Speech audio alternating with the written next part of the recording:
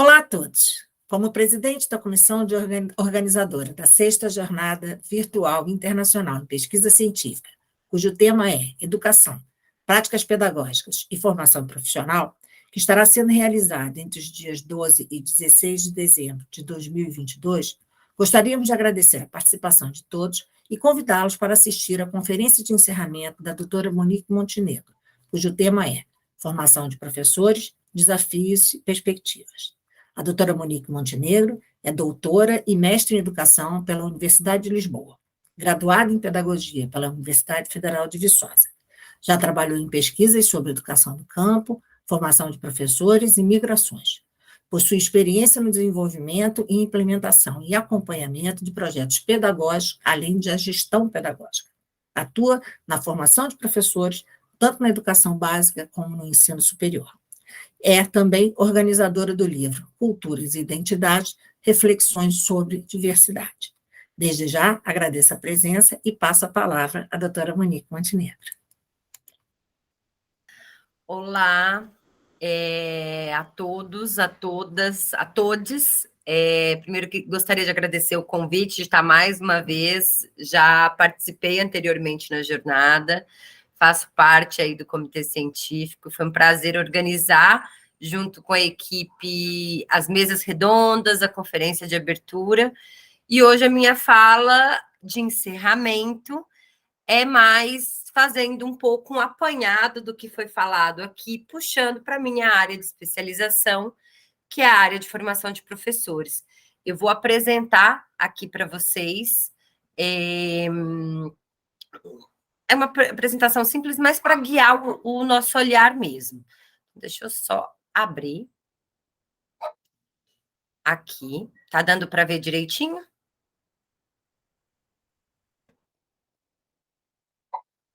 Tá? Então, vamos lá. Fazendo aí um pequeno apanhado, ou antes disso, eu fui aqui apresentada academicamente, mas eu queria falar uma coisa muito importante na minha apresentação. Eu sou a Monique e eu sou pedagoga. Eu gosto sempre de ressaltar isso. Tá aqui o QR Code, quem quiser depois me seguir para a gente conversar.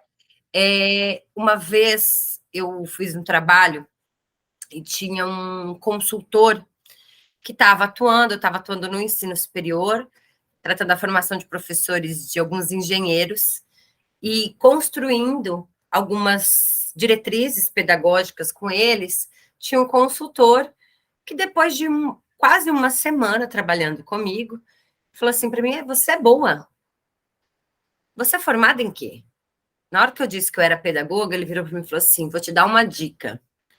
Essa é a última coisa que você tem que falar.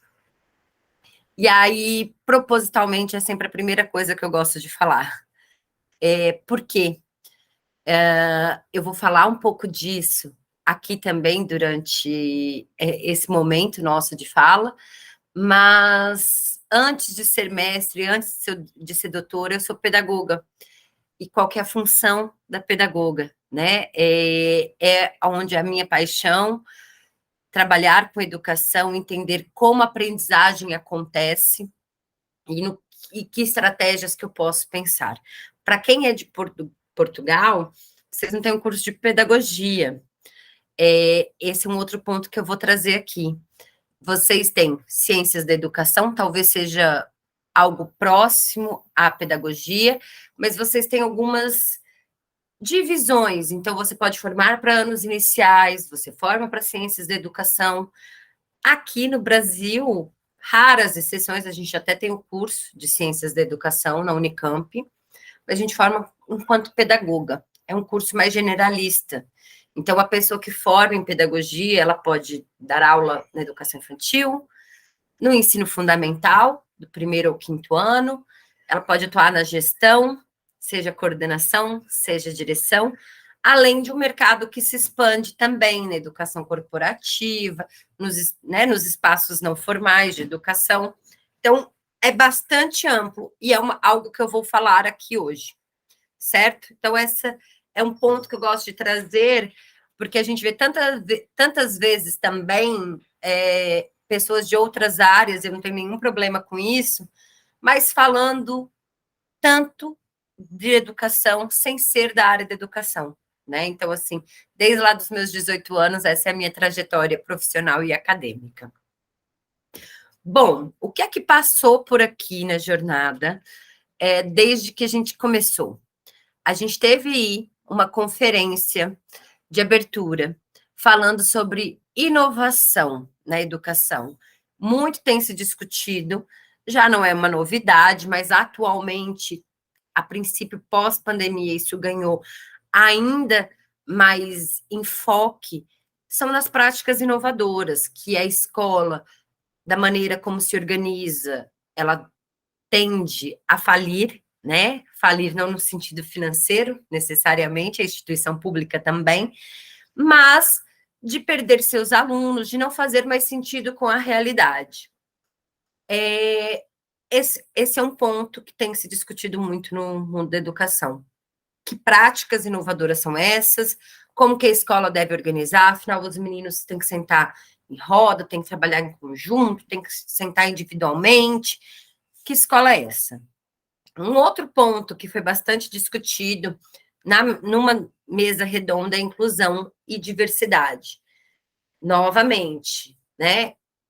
O mundo que a gente vive, ele é diverso, somos pessoas diferentes, com as nossas diferenças. A escola, estando nessa sociedade, ela tem um papel, obrigatoriamente, é importante aqui destacar, tanto moral quanto legal, de incluir essas diferenças, sejam elas quais forem.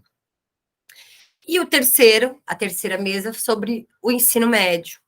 O novo ensino médio, que em 2017 passa aí por uma reforma aqui no Brasil, buscando se aproximar até de alguma maneira ao ensino médio de Portugal, onde o aluno passa a escolher que área ele quer aprofundar, só que com algumas questões que diferenciam, em especial na sua organização e na sua implementação. Em 2017 sai essa legislação e, após a aprovação dessa legislação, as escolas, todas elas, públicas e privadas, teria aí 5 anos, mais ou menos, para implementação.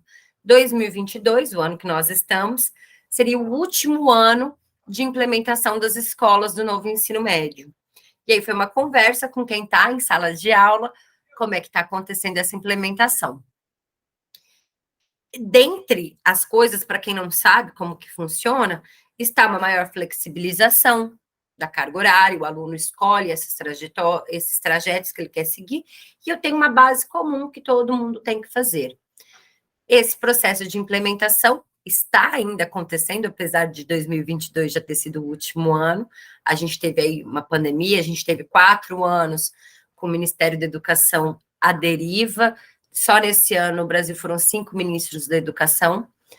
Mas, seja na primeira mesa, na conferência de abertura e nas 2 mesas, todos os convidados sempre esbarraram em uma coisa específica, todas. E se a gente for para outras temáticas dentro da educação, certamente também vamos esbarrar, que é na formação de professores.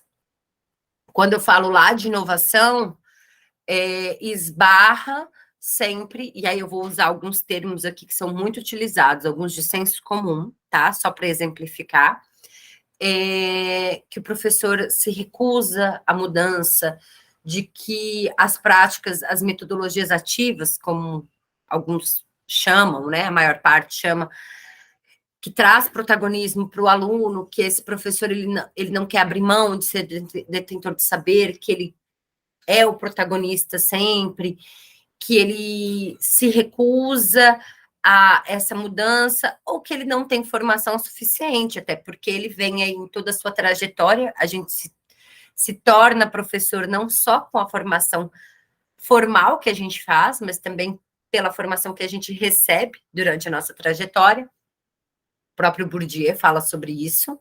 E aí ele virar essa chave de uma hora para outra, seria preciso muita formação. seja para inclusão e diversidade, também, quando a gente pega esse retrospecto da escola onde esse professor é formado, como que a inclusão e a diversidade está, além de também trazer os aspectos sociais e culturais do próprio professor, que muitas vezes discorda de algumas ações e acaba não trazendo para a sala de aula. Esse é um dos discursos, né?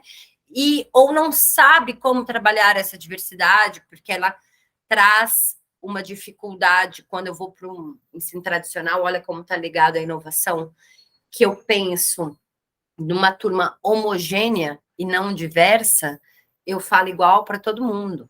Quando eu penso que a minha turma é diversa, eu tenho que mudar, né, de acordo com essas individualidades, com essas diferenças no meu trabalho.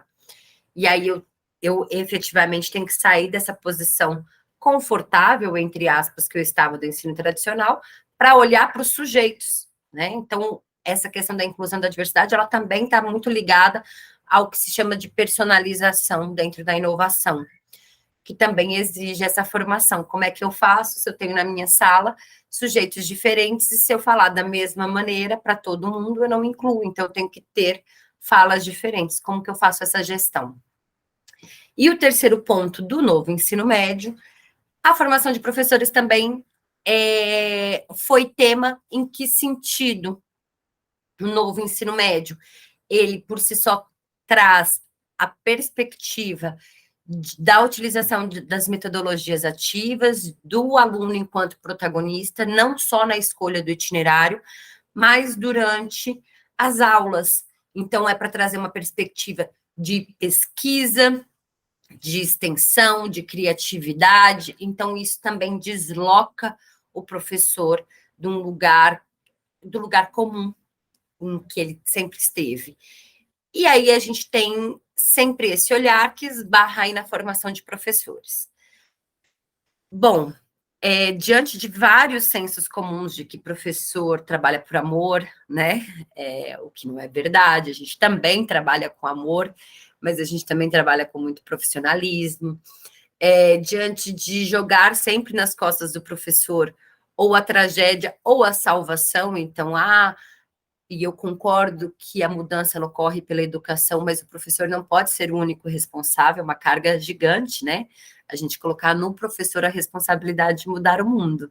O professor não faz isso sozinho, ele é uma peça fundamental, mas ele não faz.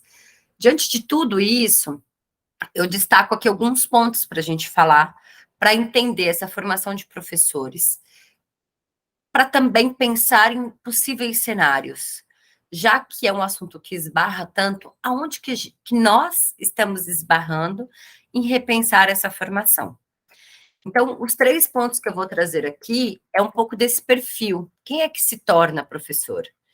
É importante a gente saber quem que são esses professores para a gente pensar também como que a gente organiza uma formação, né? Quando a gente, como nosso aluno, e acho que é um paralelo que dá para fazer, é muito importante, quando a gente vai desenhar algo para o aluno, conhecer quem que é esse aluno. O que ele gosta, o que ele não gosta, de onde ele vem. E aí, a partir disso, tem mais significado aquilo que a gente propõe para a sua formação. Então, eu vou falar um pouco disso. Vou falar como que é a formação desses professores, como vem sendo essa formação. E vou falar um pouco do cenário atual. Posterior a isso, aí eu falo algumas ideias que eu tenho diante desse cenário. Então, vamos lá. Quem se torna professor? Em geral, e aí falando de profissionalidade docente, especificamente no Brasil, mas eu sei que também é uma realidade muito próxima em Portugal. Em geral, são mulheres. Hoje o perfil começa a alterar um pouco, mas não muito, mais velhas. Então, quando você entra num curso de pedagogia, não é comum você ver alunos e alunas de 18 anos que acabaram de sair do ensino médio. Então, você tem uma média de idade um pouco mais alta, alguns que estão buscando um curso superior, a realização de um sonho no curso superior. Pessoas de classe classe baixa, que estudaram em escolas públicas e que vem na educação uma garantia de trabalho a partir do concurso público. Então, se faz o concurso público, tem uma estabilidade, apesar do salário, que é uma das questões, né, que a gente fala sempre, da desvalorização desse professor, financeira, inclusive, busca-se o curso de pedagogia ou os cursos de licenciatura, como matemática, física, biologia, quando vai para a licenciatura, buscando uma certa estabilidade. Eu faço um concurso público, não recebo muito, mas tenho um trabalho certo.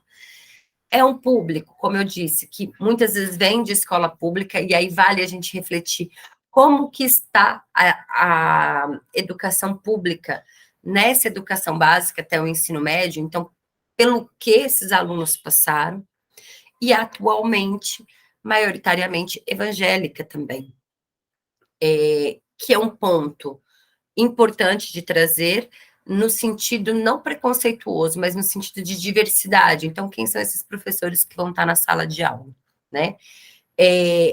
Num panorama geral, essa é a pessoa que se torna professora.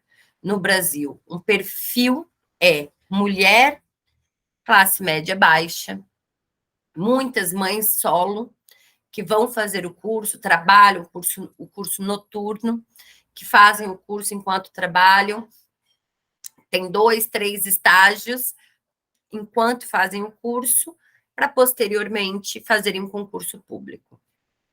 É quem se torna professor.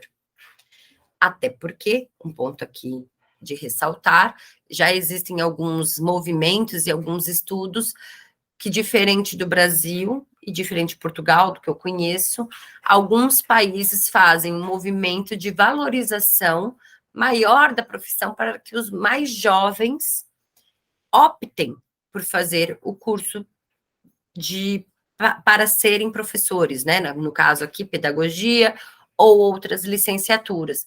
O que não ocorre aqui é sempre um olhar do tipo, você vai fazer pedagogia, mas você vai ganhar muito pouco. Então, pessoas com um capital cultural, não estou falando capital financeiro, mas o capital cultural mais elevado, muitas vezes até sofrem preconceito quando escolhem uma licenciatura. Eu lembro de uma situação que eu tive, eu enquanto pedagoga, trabalhando no mundo corporativo, eu tinha uma diretora que era psicóloga e exercia a função de pedagoga. Ela era uma diretora de ensino.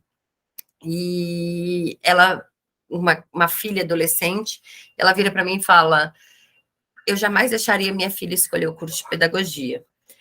Isso, eu olhei para ela na época e falei assim, mas a sua filha com curso de pedagogia podia estar na função que você está, né?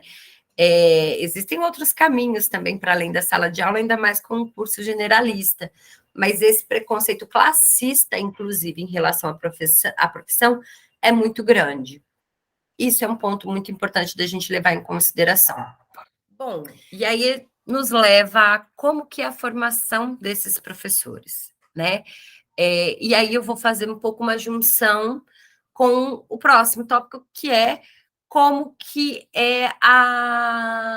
está o cenário atual. É importante a gente dizer que, ressaltar, como eu já disse anteriormente, que a maior parte das vezes esse curso é noturno. É um curso que, muitas vezes, essa é uma discussão que eu gosto sempre de trazer à tona, ele é visto única e exclusivamente como um curso teórico, o que não é verdade. É um curso que ou deveria ser, bastante prático, porque a gente vai para a sala de aula, a educação, ela precisa, Paulo Freire já dizia isso, e tantos outros teóricos, articular a teoria à prática, né? A praxis pedagógica. E o que muitas vezes a gente vê nesse curso é uma formação extremamente teórica, sendo a parte prática reservada aos estágios. E aí, como que esses estágios acabam por funcionar, né? Esses estágios, na maior parte das vezes, as estagiárias atuam com situações que os professores não gostariam de atuar. Então, Em algumas realidades, a gente tem um estagiário responsável pela inclusão, mesmo que ele ainda não tenha formação específica para isso, ele está responsável por um aluno com deficiência, portador, né? E aí, isso descola do sentido dele verificar o que ele está aprendendo na faculdade com o que está acontecendo na realidade.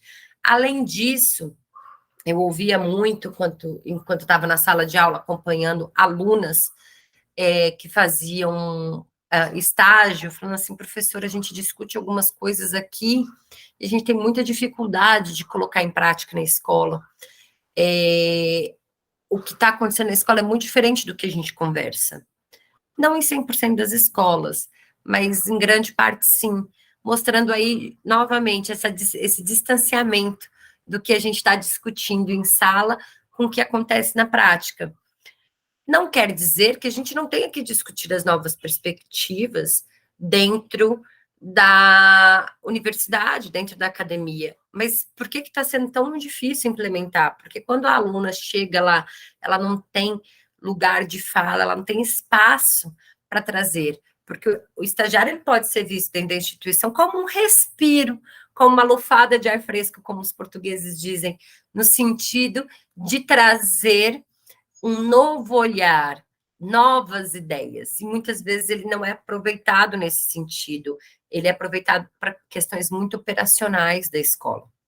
Então, a prática do curso, ela fica muito restrita.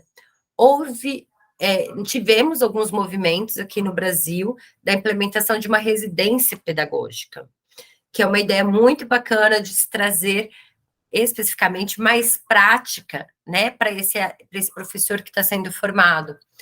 Mas isso acaba por rebater muitas vezes lá no perfil desse aluno, que é um perfil que precisa trabalhar durante todo o dia, e aí dedica à noite para a sua graduação.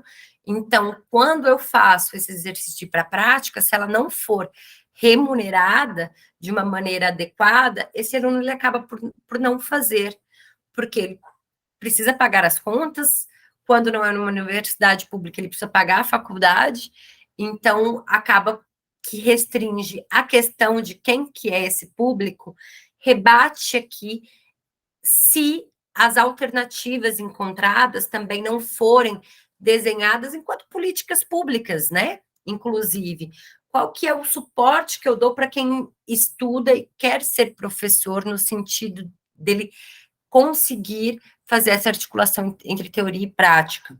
Então, a formação, ela acaba muitas vezes por ser bastante teórica e pouco prática, inclusive nas demais licenciaturas que não pedagogia.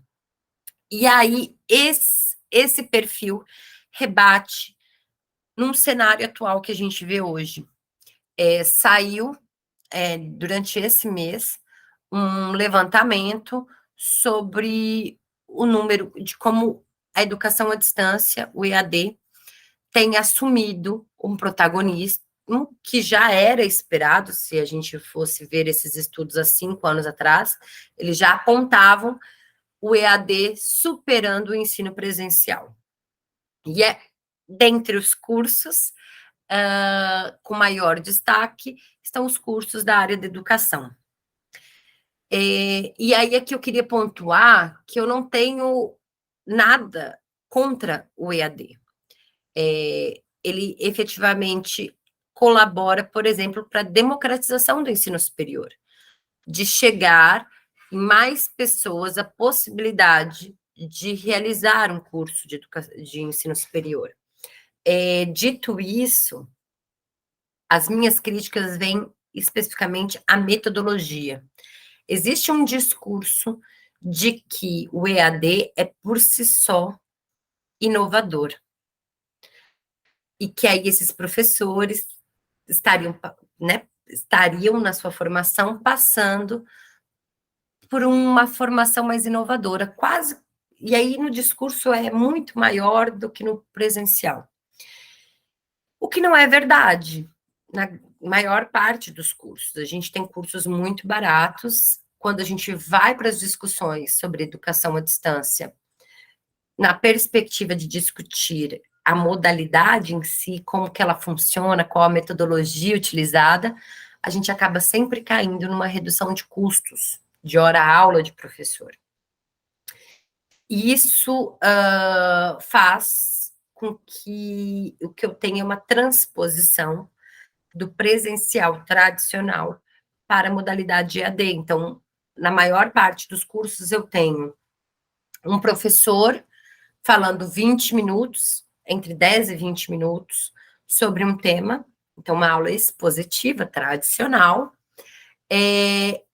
alguns PDFs com textos para ler, muitas vezes, não todos, eu não tenho os textos que são trabalhados e discutidos no presencial, por exemplo, na reflexão, eu tenho isso mais digerido, mais mastigado, e questionários com 2, 3 tentativas para o aluno fazer. Assim se compõe. Não é por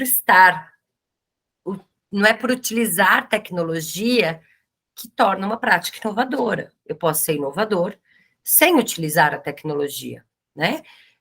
Então, eu continuo trazendo uma perspectiva tradicional e que eu perco muito da qualidade em muitos aspectos. Um deles é o que eu falei anteriormente, a questão prática. E eu participei dessa discussão há uns anos atrás, quando eu estava ajudando a desenhar um curso de pedagogia para a modalidade EAD. E fizemos um desenho de um curso, e aí a gente ficava em alguns entraves. Então, outros cursos conseguiam defender de que o curso não podia ser 100% online. Ele tinha que ter uma percentagem considerável presencial, por causa da prática.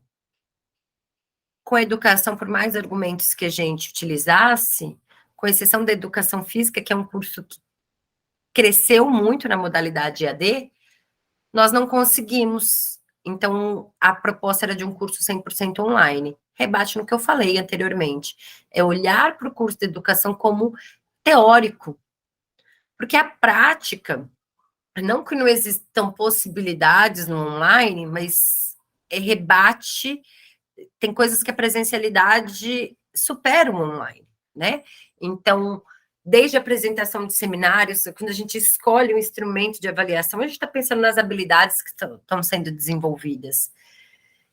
A forma de avaliar, um outro ponto que a gente se chocou a gente recebe alunos de uma educação básica bastante frágil no Brasil, com dificuldades, por exemplo, no português, com muitos erros ortográficos e entre outros. Como que a gente trabalha no superior? A gente põe essa galera para escrever, né? Vamos escrever, porque a gente corrige isso também. Desculpa, na modalidade EAD, para redução de custos, eu acabo que não consigo fazer atividades dissertativas. Por quê? Porque eu tenho um professor que é professor de 1.000 alunos, 2.000 alunos. Como que ele corrige dissertações de 2.000 alunos? Isso implicaria um pagamento de horas maior do que é suposto, e aí o curso encarece. Então, de que maneira essa democratização, ela rebate na qualidade do que está sendo ofertado? É possível fazer de outras maneiras, mas aí, mais uma vez, essa desvalorização do professor, no sentido de redução de custos, que impacta diretamente a qualidade, ignorando quem é esse aluno que chega para o ensino superior, especificamente dentro das licenciaturas. Esse é um ponto que a gente tem caminhado, e alguns estudos apontam para um apagão, inclusive, em alguns anos dentro da licenciatura, das licenciaturas. Especificamente, também, um ponto importante de trazer desse cenário atual é que de outras profissões, a gente tem conselhos, órgãos que regulamentam a profissão. Na educação nós não temos. Então, por exemplo, quem é enfermeiro, no final do curso faz parte de um conselho, né? O CRM acho que é dos médicos, acho que também dos enfermeiros.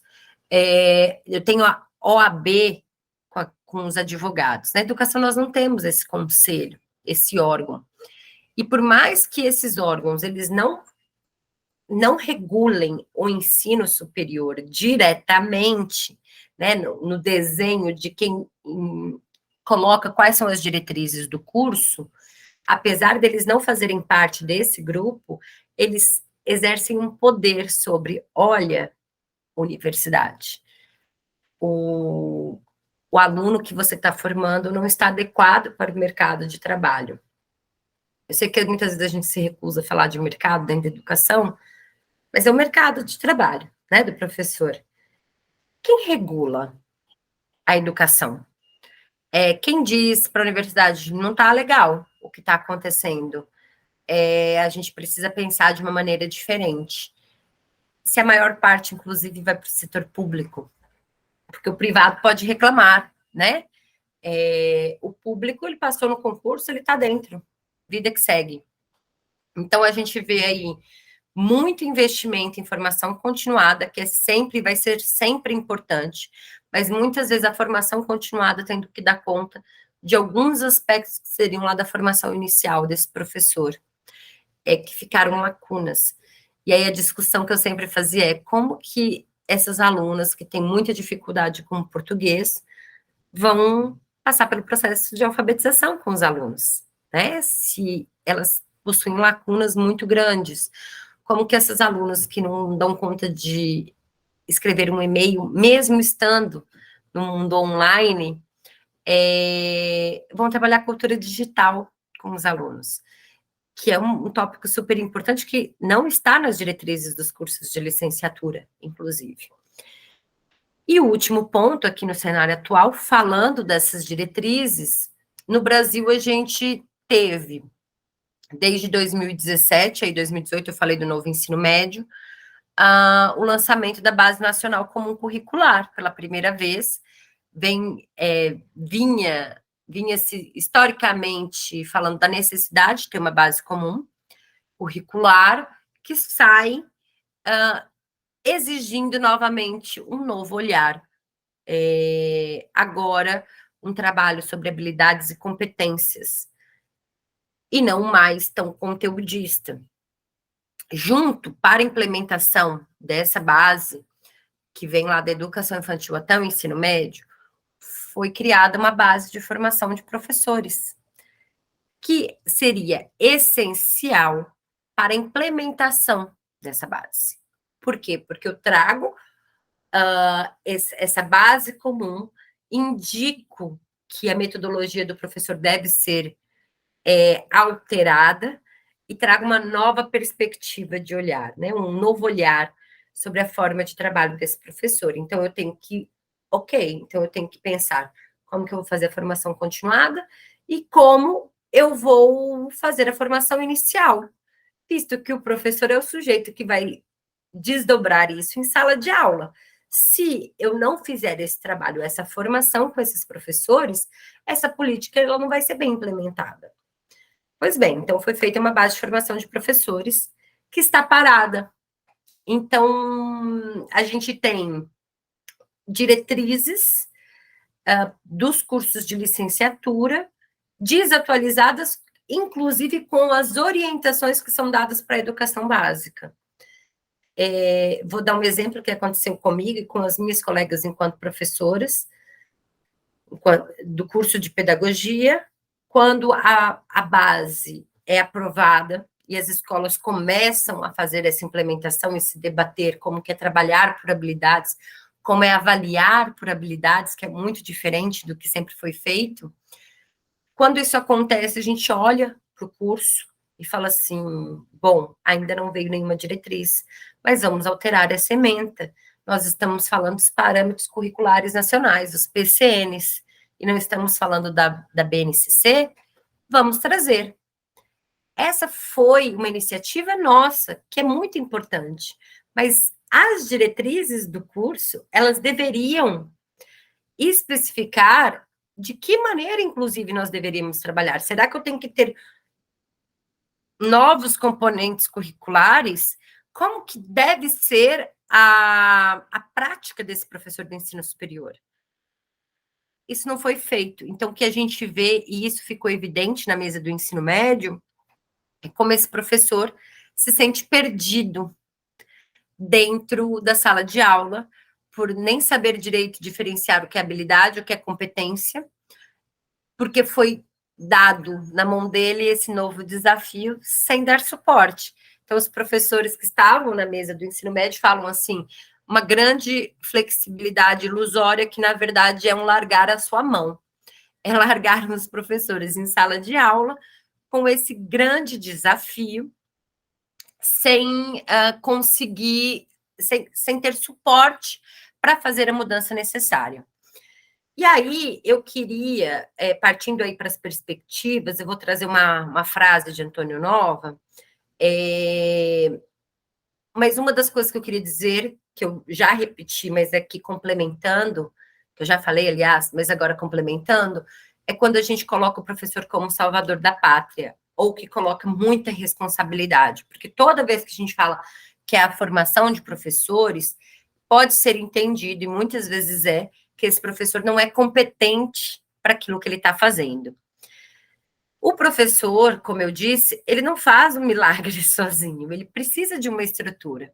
Então, como que eu exijo que o professor dê protagonismo para o aluno, se esse professor, muitas vezes, ele não é protagonista do processo dele? A gestão, eu não tenho como exigir uma prática inovadora na sala de aula do professor, se a própria gestão da escola não faz uso de práticas inovadoras. Então, eu tenho gestões extremamente hierárquicas, que todos os estudos sobre gestão já falam que é um movimento falido também, que não se alteram. Mas a sala de aula, o professor tem que mudar, porque senão ele é incompetente. O cenário, você vai mudar se é mais amplo do que a sala de aula, se a comunidade como um todo também sofrer alterações. É muito fácil colocar nas costas dos professores toda perspectiva de mudança. Ele é fundamental. Como eu disse, nessa escala de desdobramentos, ele é o último sujeito lá no desdobramento que está de frente a frente com o aluno. Então, eu preciso efetivamente me preocupar com a formação dessa pessoa, mas eu preciso também mudar a forma como eu me relaciono com ela. Tanto no suporte que eu dou, como, por exemplo, na autonomia que eu dou para o professor. Quando a gente pega a Base Nacional Comum Curricular, tem um documento muito bonito, que se baseia em 10 competências. E quando a gente olha para as 10 competências, e eu converso com os professores, eles falam, Monique, eu tenho que trabalhar o desenvolvimento de certas competências que eu não tenho. Fica bastante difícil, né? Assim, tem uma competência que eu acho linda, que ela fala de autogestão, que é o autoconhecimento e a autogestão. E aí, a primeira vez que eu vi, eu falei assim, gente, eu não tenho isso desenvolvido. Muito bem. A parte da cultura digital, a parte do repertório cultural. Quem são esses professores? De onde eles estão vindo? Como que eles estão conseguindo ampliar o repertório cultural deles? Está sendo fornecido de alguma maneira na sua formação para que isso seja possibilitado em sala? Então, se exige coisas desse sujeito que também não foram proporcionadas. E aí a gente fica nesse embate. Desculpa. Bom, indo para o encerramento, eu queria trazer o Antônio Nova. Ele tem um trabalho que professores, imagens do futuro presente. Alguns podem questionar e falar assim, Monique, mas é lá de 2009. É de 2009, para ver como que nós estamos falando, não é novidade. E aqui eu vou ler para vocês a fala dele, como casa com algumas das questões que eu disse que hoje são problemáticas que permanecem, né? Já tem aí bastante tempo. O que o Antônio Nova fala? A educação vive um tempo de grandes incertezas e de muitas perplexidades. Sentimos a necessidade da mudança, mas nem sempre conseguimos definir-lhe o rumo. Há um excesso de discursos redundantes e repetitivos, que se traduz numa pobreza de práticas. O campo da formação de professores está particularmente exposto a este efeito discursivo, que é também um efeito de moda. E a moda é, como todos sabemos, a pior maneira de enfrentar os debates educativos. Os textos, as recomendações, os artigos e as teses sucedem-se a um ritmo alucinante, repetindo os mesmos conceitos, as mesmas ideias, as mesmas propostas. Primeiro, eu sou apaixonada com Antônio Nova, mas olha o que ele disse para gente lá em 2009, e como está casado com uma fala que eu tive aqui, uma reflexão que eu queria fazer para encerrar. Uma das coisas que eu falei aqui é justamente dessa distância da teoria para a prática, né? Como parece que a gente não consegue aproximar. Que a educação, ela vai estar sempre em mudança, ela vai, né? Quando a gente fala, ele começa, né? Grande incerteza e muitas perplexidades. Isso é fato, o mundo muda, tem mudado cada vez mais rápido, e a educação não dá conta de acompanhar. É quase um movimento impossível de acompanhar as mudanças que acontecem na sociedade. Mas a gente ainda está preso lá no século XIX em muitas questões. E a gente discute muito na academia, e entre os acadêmicos, como deveria ser. E aí, quando a gente conversa com o professor, ele traz N problemáticas, e às vezes não é porque ele não queira fazer, de dificuldades que ele tem para implementar. Quem é que constrói essas políticas públicas, né? Quem pensou a base, pensou essa implementação, como é que deixa a base seguir sem, por exemplo, a base de formação de professores, que é quem vai executar, quem vai operacionalizar essa nova base. Então, a minha proposta, e casa para quem tiver interesse e ler o texto do Antônio Nova, ele traz algumas sugestões para aproximar essa teoria da prática, e uma das que ele fala é trazer a profissão para dentro da formação. Nós temos, e aí eu vou até tirar aqui já a minha apresentação, nós temos uma certa a academia, e eu me incluo nela, nós temos uma certa resistência em trazer quem não é da academia para dentro da academia e valorizar esse saber. Então, eu acho que esse é um passo importante que a gente tem que fazer para aproximar. Será que o que a gente está focando nos nossos estudos tem coerência com o que a realidade também está necessitando? Não é a valorização da prática sobre a teoria, mas elas têm que estar casadas. Não adianta eu estar aqui em um universo e a prática está em outro, e esses universos não se encontrarem. Então, por que, e é que fica um desafio para os acadêmicos, por que nos grupos de pesquisas a gente não traz professor de educação básica? Por que o professor de educação básica não está lá no grupo, dentro do grupo de pesquisa, trazendo de como que as coisas se desdobram, para refletir junto com os acadêmicos, com os doutores, sobre a realidade da educação? A gente faz muita pesquisa, a gente faz trabalho de campo, a gente escuta esses sujeitos, mas eles têm muitas coisas a falar e podem trazer N contribuições. Então, diminuir essa distância, sair um pouco desse elitismo, descer do púlpito acadêmico, de alguma maneira, ele é fundamental para que essa prática se altere, para que a universidade produza pesquisa que faça sentido para a realidade também. O Antônio Nova fala, a gente está rodando no mesmo, falando, repetindo as mesmas coisas há anos. Por quê? E refletir também porque o que a gente está produzindo está tendo tanta dificuldade em chegar na ponta. O que é que está travancando? É a nossa comunicação com a ponta? São políticas públicas que não são executadas? Vamos identificar onde que isso está para a gente poder atuar. Se a gente não fizer essa identificação, a gente vai continuar dois mundos separados, e aí continuar por décadas falando que esse professor não é formado de maneira suficiente para estar em sala de aula, mas a gente não está pensando quem que é esse professor, qual é a condição dele, e o que ele enfrenta diariamente, trabalhando em 4 escolas. Como que ele dá conta, como que ele faz uma prática inovadora se ele não tem hora de planejamento, porque a sustentabilidade, e a gente se recusa muitas vezes a falar de como a realidade funciona e como o dinheiro impacta. Então, quando eu falo das instituições privadas, a gente revira, não, mas o professor tem que ter a hora de planejamento e ponto. Ah, mas ele não tem. E como que ele faz? Porque para eu ser inovador, eu preciso de mais horas de planejamento. Ainda mais se eu não tenho uma formação adequada para pensar essa minha prática. Essa é uma realidade imposta.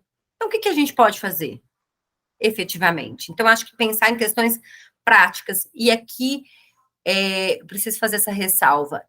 Eu sou contra a parte teórica. Muito pelo contrário. O que eu estou aqui trazendo é essa aproximação entre o que a gente produz teoricamente com o que a gente produz na realidade. E eu não estou dizendo isso sozinha. Tem teóricos muito importantes que sempre falaram e defenderam isso. Senão a teoria não vale se ela não for relacionada à prática. Então, o que eu vejo cada vez mais é esse distanciamento que a gente precisa diminuir. E aqui eu encerro a minha fala, agradecendo. Se tiver alguma dúvida, também estou à disposição.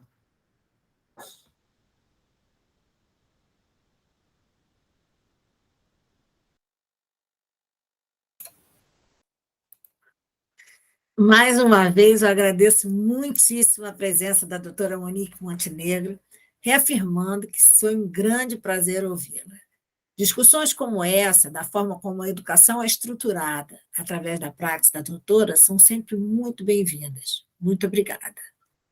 A Sexta Jornada Virtual Internacional em Pesquisa Científica é uma realização do Conjugare, com o apoio da editora Cravo, sendo sua realização entre os dias 12 e 16 de dezembro de 2022.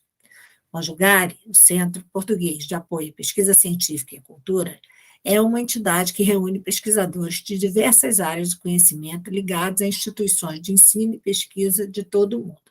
Com sede no Porto, a missão do Conjugare é a promoção do ensino e pesquisa e da comunicação e divulgação científica, articulando a produção da comunidade acadêmica com as questões das demandas sociais para o desenvolvimento. Nós concordamos plenamente com a fala da doutora Monique, justamente por acreditarmos que a academia, o universo da academia e o mundo, né, a realidade das sociedades precisa estar conjugado. Quanto mais conjugado tiver esses movimentos, com toda a certeza, a sociedade vai crescer. Nossos projetos conjugam ações sociais, culturais e científicas que são entendidas como um tripé importante para a formação de uma sociedade crítica e com bem-estar.